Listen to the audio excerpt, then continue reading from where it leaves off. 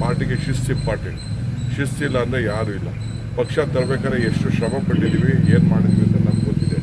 ಇವತ್ತು ಇವ್ರು ಯಾರು ಏನು ಮಾತಾಡೋಂಥ ಅವಶ್ಯಕತೆ ಇಲ್ಲ. ಸರ್ ಮುಖ್ಯಮಂತ್ರಿಗಳು ಮತ್ತೆ ಗೃಹ ಸಚಿವರು ನಿನ್ನೆ ದೆಹಲಿಯಲ್ಲಿ ಮಾಧ್ಯಮ ಪ್ರತಿಕ್ರಿಯೆ ಕೊಟ್ಟ ನಂತರ ಲಿಫ್ಟ್ ಅಲ್ಲಿ ಮಾತನಾಡುವಂಥದ್ದು ರೆಕಾರ್ಡ್ ಆಗಿದೆ ಸರ್. ಇದು ಹೇಳಿಕೊಟ್ಟು ಹೇಳಿಸಿದ್ದಾರೆ ನನಗೆ ಗೊತ್ತಿಲ್ಲ ಯಾರು ನಮ್ಗೆ ಯಾವ ಮುಖ್ಯಮಂತ್ರಿಗಳು ಹೇಳ್ಕೊಟ್ಟಿದ್ದು ಅಂತಾರೆ, ಗೃಹ ಸಚಿವರು ಹೌದು ಅಂತ ತಲೆ ಅಲ್ಲಾಡಿಸ್ತಾರೆ. ನನಗೆ ಗೊತ್ತಿಲ್ಲ. I don't know about.